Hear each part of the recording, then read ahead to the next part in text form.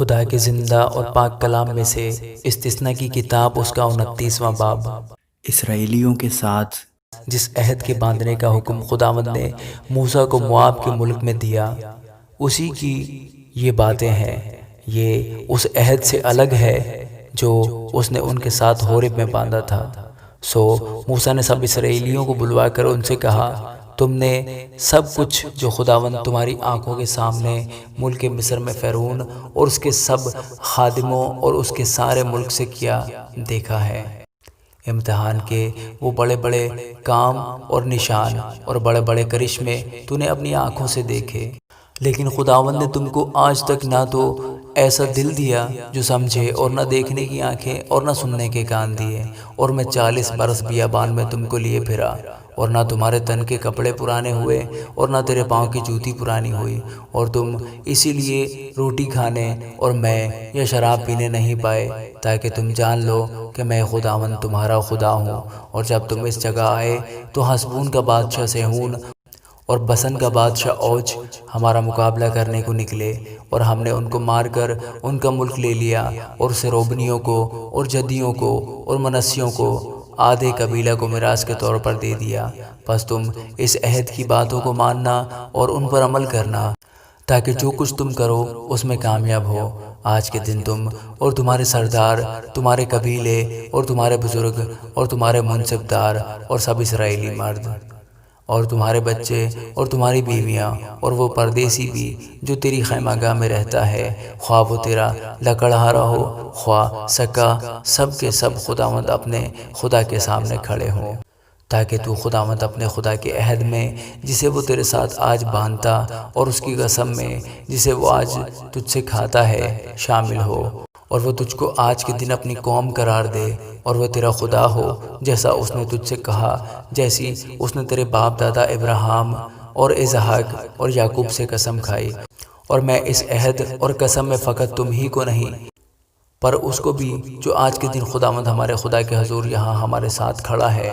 اور اس کو بھی جو آج کے دن یہاں ہمارے ساتھ نہیں، ان میں شامل کرتا ہوں۔ تم خود جانتے ہو کہ ملک مصر میں ہم کیسے رہے اور کیوں کر ان قوموں کے بیچ سے ہو کر آئے جن کے درمیان سے تم گزرے،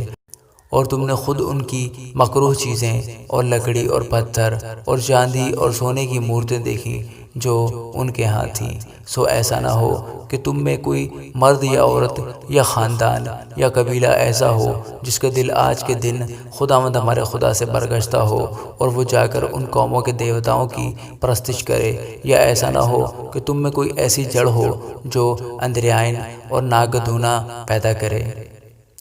اور ایسا آدمی لعنت کی یہ باتیں سن کر دل ہی دل میں اپنے آپ کو مبارکباد دے اور کہے کہ خواہ میں کیسا ہی ہٹی ہو کر ترکی کے ساتھ خشک کو فنا کر ڈالوں تو بھی میرے لیے سلامتی ہے، پر خداوند اسے معاف نہیں کرے گا، بلکہ اس وقت خداوند کا قہر اور اس کی غیرت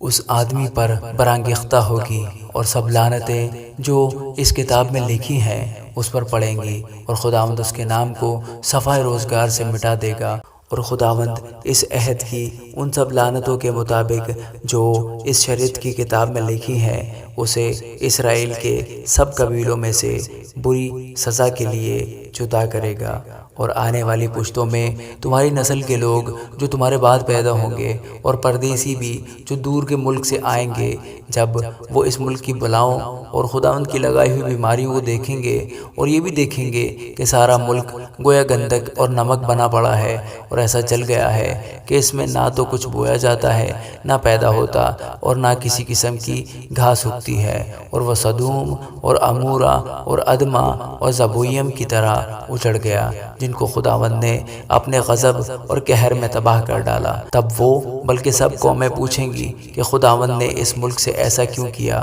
اور ایسے بڑے قہر کے بھڑکنے کا سبب کیا ہے؟ اس وقت لوگ جواب دیں گے کہ خداوند ان کے باپ دادا کے خدا نے جو عہد ان کے ساتھ ان کو ملک مصر سے نکالتے وقت باندھا تھا اسے ان لوگوں نے چھوڑ دیا، اور جا کر اور معبودوں کی عبادت اور پرستش کی جن سے وہ واقف نہ تھے اور جن کو خداوند نے ان کو دیا بھی نہ تھا۔ اس لیے اس کتاب کی لکھی ہوئی سب لعنتوں کو اس ملک پر نازل کرنے کے لیے خداوند کا غضب اس پر بھڑکا، اور خداوند نے قہر اور غصہ اور بڑے غضب میں ان کو ان کے ملک سے اکھاڑ کر دوسرے ملک میں پھینکا، جیسا آج کے دن ظاہر ہے۔ غیب کا مالک تو خداوند ہمارا خدا ہی ہے، پر جو باتیں ظاہر کی گئی ہیں وہ ہمیشہ تک ہمارے اور ہماری اولاد کے لیے ہیں، تاکہ ہم اس شریعت کی سب باتوں پر عمل کریں۔ آمین۔